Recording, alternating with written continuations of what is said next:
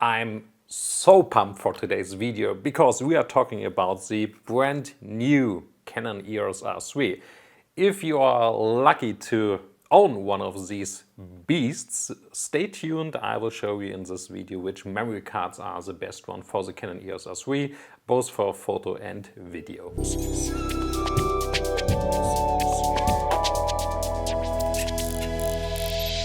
If you are lucky enough to own your own Canon EOS R3, you already knew the camera offered two memory card slots, one for CFexpress Type B and SD cards each.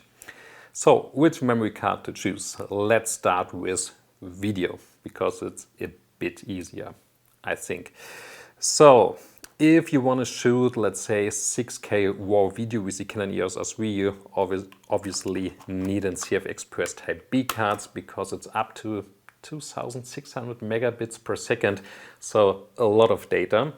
So buy a fast CFexpress Type B card.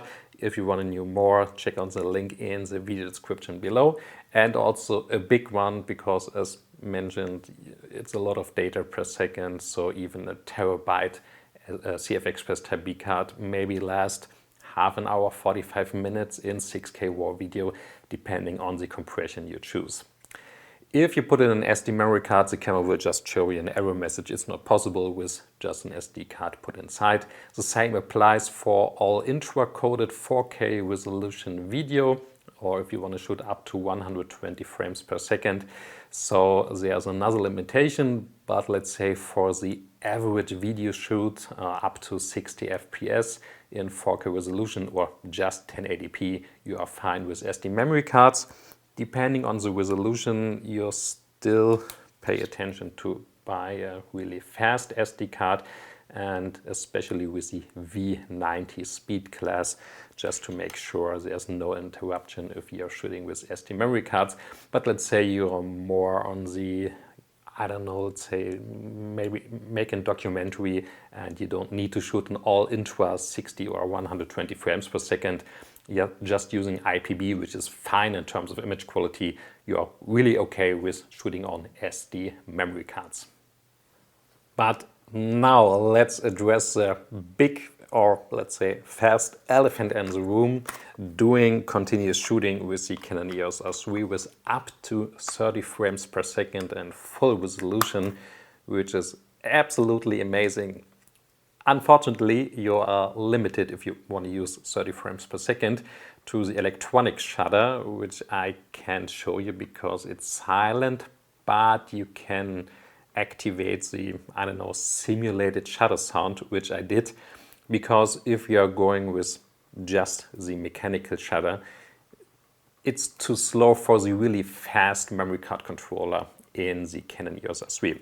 So I put in an Angelbird AV Pro XT CFexpress card, the fastest one we tested for doing continuous shooting.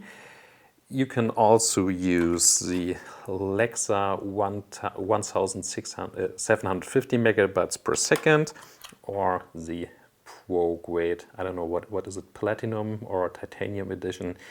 So these are the three fastest cards, and the camera is set up to RAW images, no RAW plus JPEG, just RAW images without any more compression. And let's start.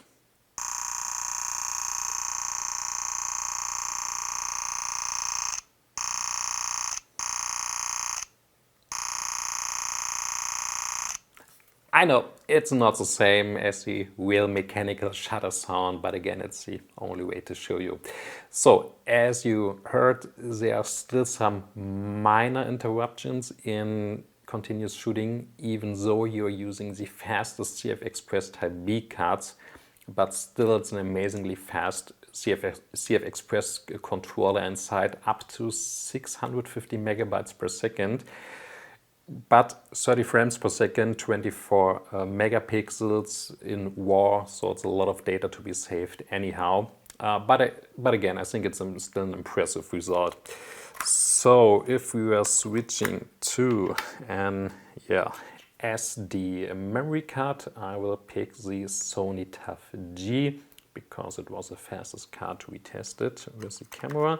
And if you're really interested, the speed is nearly the same or exactly the same as in the Canon EOS R5. So it seems to be the same memory card controller used. Difference is Canon EOS R5 obviously much higher resolution. Here it's just higher frames per second. So the limitation is similar.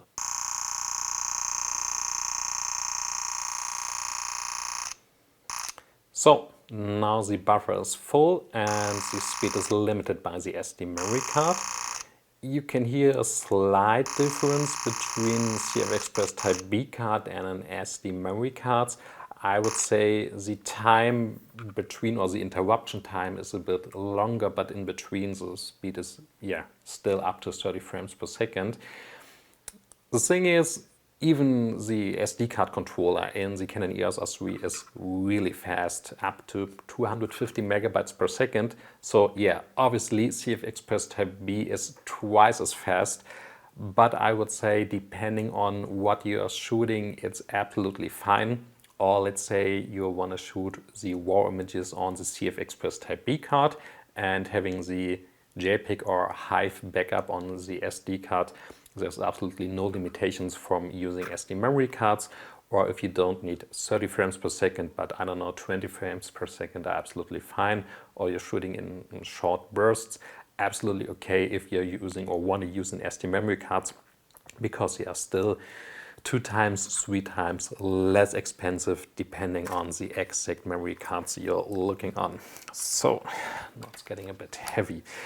Which SD cards are our recommendations?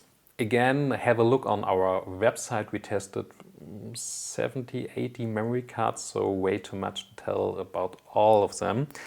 I will limit myself to the premium SD UHS-II cards. We also tested UHS-I cards, but I think if you bought or going to buy a Canon EOS R3, you're maybe not that much into budget memory cards, because the relative difference is, I don't think about it.